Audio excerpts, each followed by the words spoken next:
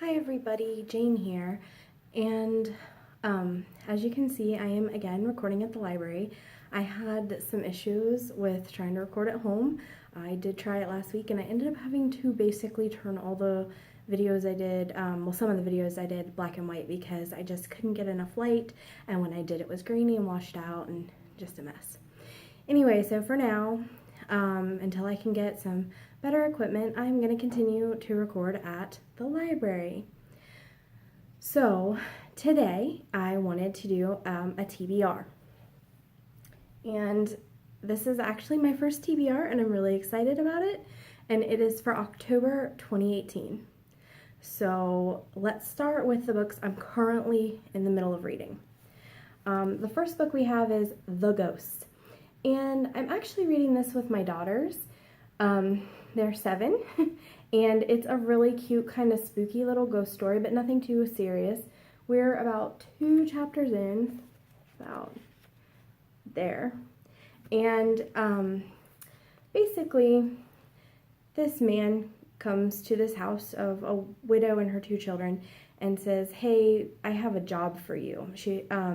Her husband had died recently, and she's really struggling to make money, and he needs a caregiver for this property.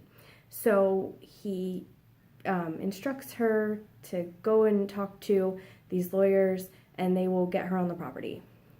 And he kind of tells the kids that there's ghosts on the property, and you kind of get the impression that he's a ghost, but the grown-ups don't seem to notice this. So that's about as far as we are. I'm assuming that the ghosts are also children and that these children have to go save the day. So really excited about it. It's pretty fun so far. The next book I'm reading is Nevermoor. I am this far through. So far I really like it. I started it because I kept hearing how good it was on BookTube, and I thought, well, I'll give it a try. It seems kind of up my alley. I really loved Harry Potter, but I was a little bit hesitant because I don't read a ton of like younger fantasy. But so far it's cool. I like it. Alright, this book I absolutely am loving. It's an audiobook, and it is Jordan Peterson's 12 Rules for Life. I am a huge Jordan Peterson fan.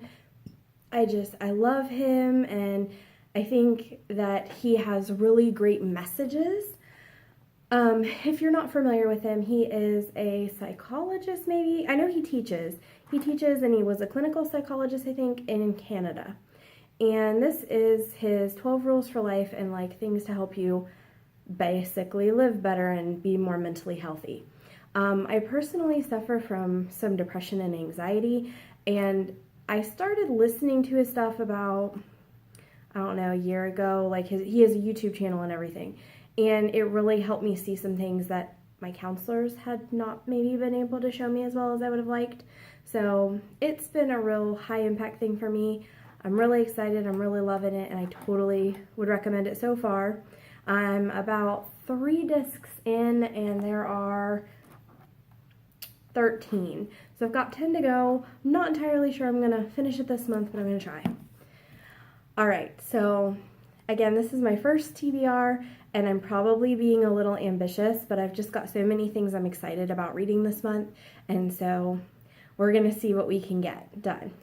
The first one I'm going to show you is The Ghost in the Big Brass Bed.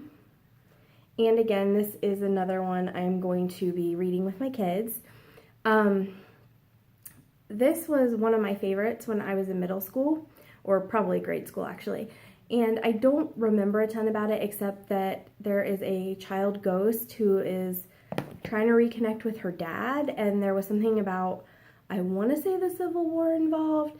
I know there was some war because there's a painting that actually gave me nightmares in this book for a while. So I'm excited to share that with my kids and to do a reread on that.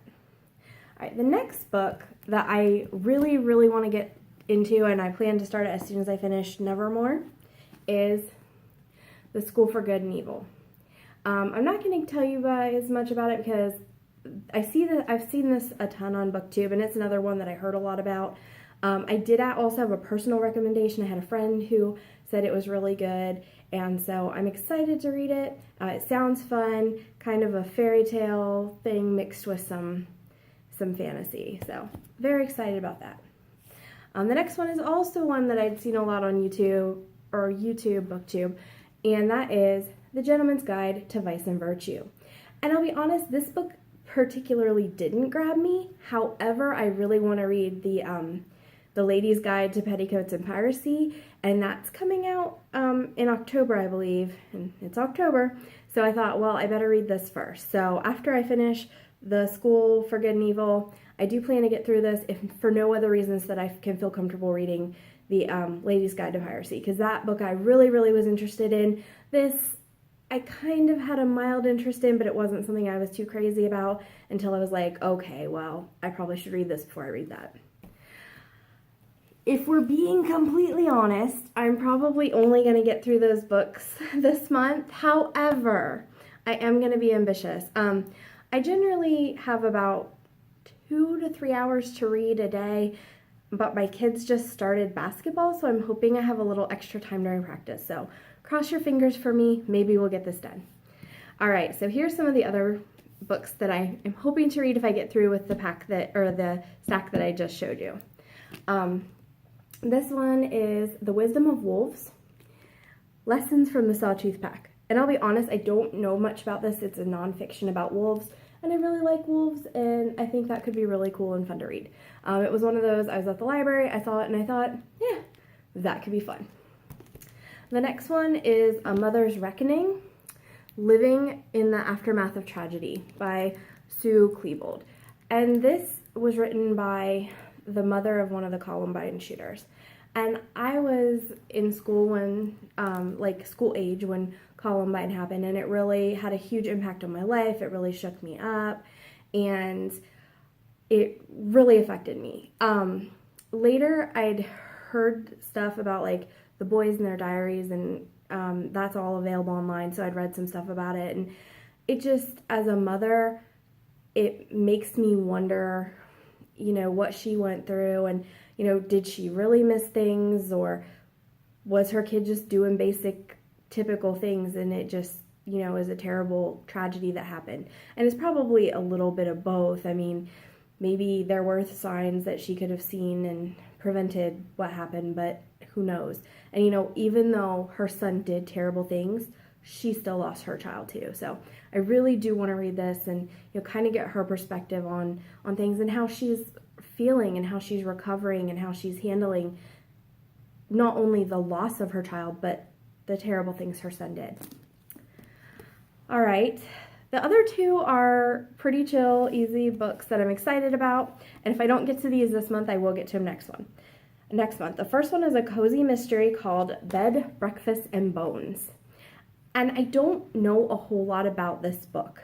In a nutshell, I am in a Facebook group with the author, and she was advertising a new book. And the new book looked really, really cool, and so I asked if she had a paperback, because I do have a Kindle, but I really, really like reading books on my paperback books. I like my Kindle. I use it not as much as I probably should. And again, books are just nice. I love the feel of books. I love the smell of books. I just love books. She says, no, her new one's not in paperback yet, but she has an old one that is, if I want to kind of get into the series and give it a try. So I thought, okay, so I'm gonna give it a try, see if I like it.